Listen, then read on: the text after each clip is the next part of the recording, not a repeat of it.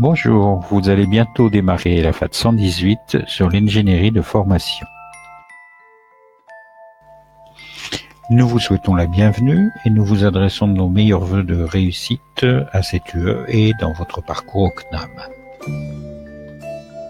Dans cette présentation, nous allons voir ensemble les principaux éléments de l'UE. J'espère que ça répondra aux questions que vous avez sans doute avant de commencer. Dès la première séance, nous nous attacherons à préciser ensemble les concepts et la démarche pour poser les bases de l'ingénierie. Ensuite, il s'agira petit à petit d'apprendre à élaborer une action, de la commande à l'évaluation.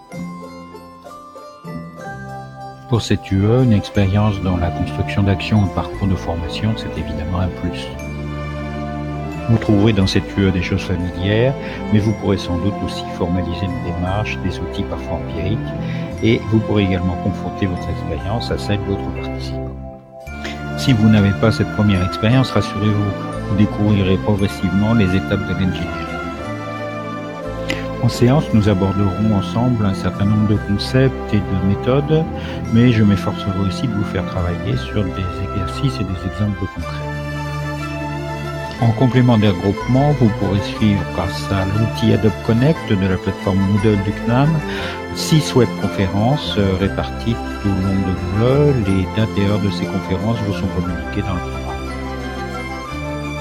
Vous le savez sans doute, ce n'est pas simplement en écoutant un enseignant qu'on apprend le plus. Les apprentissages les plus importants viennent aussi d'échanges entre les participants, de situations vécues, bref, de l'expérientiel. En complément des regroupements et des conférences, un travail intersession vous sera demandé, avec des possibilités d'aide à distance, travail qui sera sans doute plus profitable si vous le faites à plusieurs.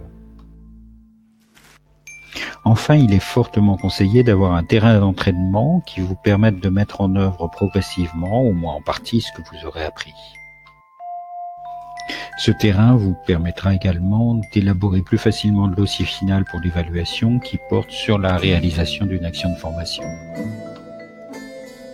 Reprenons toutes ces informations. Sur 51 heures d'enseignement au total, vous aurez donc 18 heures de présentiel, 6 heures en webconférence et le reste en travaux personnels. Des précisions sur le présentiel. Suivant votre localisation, vous aurez un intervenant différent. Donc moi-même Jean-François Martis pour Bordeaux et Elisabeth Dorbès-Lecoeur pour Pau-Anglette. Les dates ne sont pas forcément identiques sur chaque site, mais les contenus sont coordonnés. Vous l'avez bien compris, pour que les séances soient efficaces pour vous, votre présence est essentielle lors des regroupements. Bien sûr, en cas d'absence, vous pourrez toujours lire des documents en ligne, mais vous ne bénéficierez ni des exercices et exemples vus en séance, ni des questions et apports des autres participants. Pour les webconférences, tous les auditeurs de Bordeaux et Pau-Anglette seront participants à distance, donc à la même date.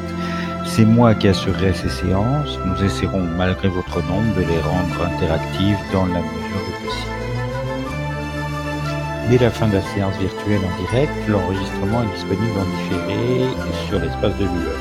Si donc exceptionnellement vous ne pouvez être présent lors de la conférence, vous pourrez toujours la consulter en ligne, mais l'interactivité en moins.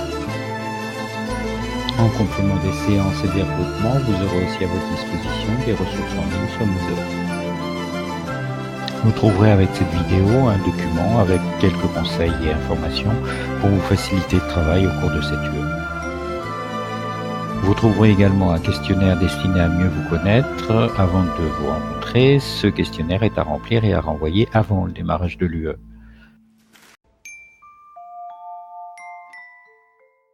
Created using Powtoon.